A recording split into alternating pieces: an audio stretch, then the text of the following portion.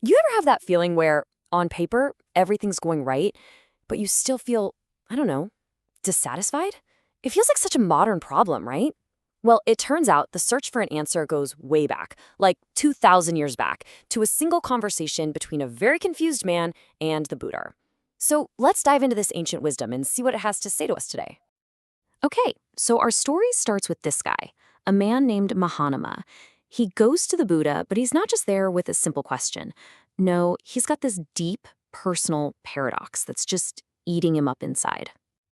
So Mahanama basically lays it all out on the table. He says, look, I think I've conquered the big three inner demons, lust, anger, and delusion. I've followed the teachings, I've put in the work, but instead of feeling peaceful and enlightened, he just feels lost, confused. He's done everything right, and he's still stuck. And his problem is totally our problem, isn't it? It's that nagging feeling that something's still off, a kind of dissatisfaction we just can't seem to put our finger on. And this is the exact mystery that the Buddha is about to unravel. Now, the Buddha's response here is absolutely fascinating. He doesn't go after those big, obvious vices Mahanama mentioned. Instead, he points to something way more subtle, something that's woven into the very fabric of our everyday lives. He tells him the real root of his confusion isn't some huge moral failing. It's his attachment to these 5 worldly pleasures. And think about it. It's that constant low-level hum of craving. Craving pleasant sights, like when you're endlessly scrolling through beautiful photos. Or craving pleasant sounds, like always needing a podcast to fill the silence. It's the constant search for better smells, better tastes, better textures. This, the Buddha says, is what keeps our minds from ever truly being at rest. And this slide just nails the core trade-off, doesn't it? We're always chasing these little hits of sensory pleasure, thinking they're going to make us happy. But the Buddha's whole point is that the chase itself, this constant wanting, is the actual source of our long-term suffering. So he boils it down to this one really powerful statement. The happiness we get from these things, it's small, it's fleeting. But the suffering they cause, oh, that's huge and it sticks around. So what exactly is this great suffering he's talking about? Well, the Buddha doesn't just leave it as some vague idea. He actually breaks this suffering down into 5 very specific, very real-world categories that all grow from this one root, this fundamental greed for pleasure and for wealth. So as you can see, he lays out this clear and honestly pretty chilling progression. It's like a chain reaction that starts with something simple, just the struggle of trying to get what we want, and it escalates all the way to conflict, violence, and even crime. Let's break down each one. First up, there's just the sheer hardship of getting stuff. We put up with freezing cold, scorching heat, crazy long hours, we go hungry, we go thirsty. We completely burn ourselves out chasing wealth, and a lot of the time, all that stress and toil just leads to exhaustion and sickness. It's the daily grind, and it's all fueled by desire. Now, you'd think that finally getting what you want would bring you some peace, right? But the Buddha points out this really cruel irony. The second stage of suffering is the constant, gnawing fear of losing what you've worked so hard for. All of a sudden, you're worried about the government taking it, or a fire or a flood destroying it. You're scared of being robbed, making a bad investment, or even being betrayed by your own family.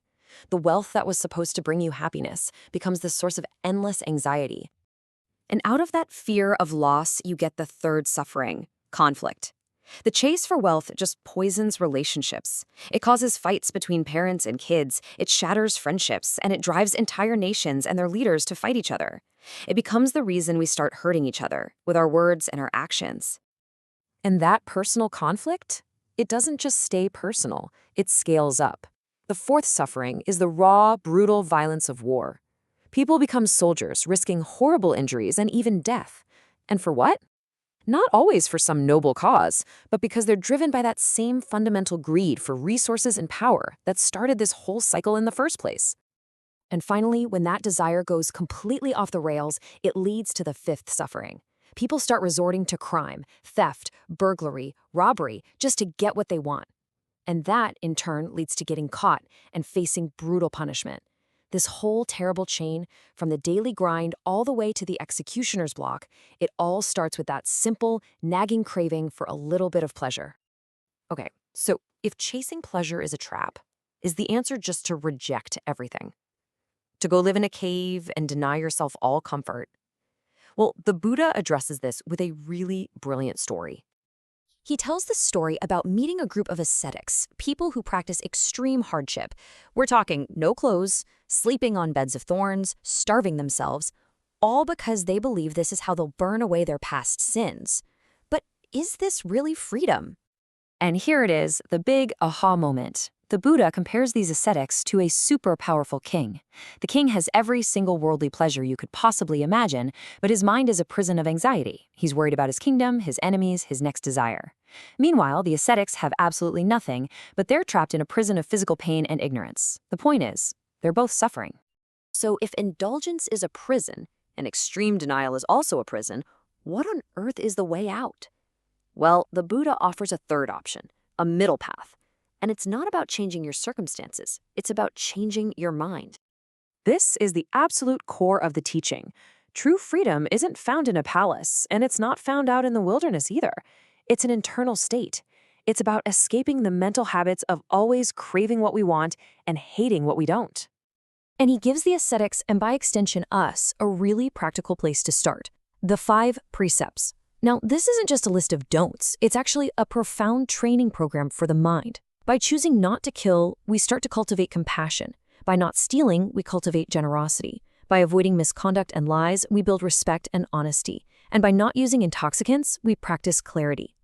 These are the foundational steps to stop causing the very harm that comes from our own unchecked desires.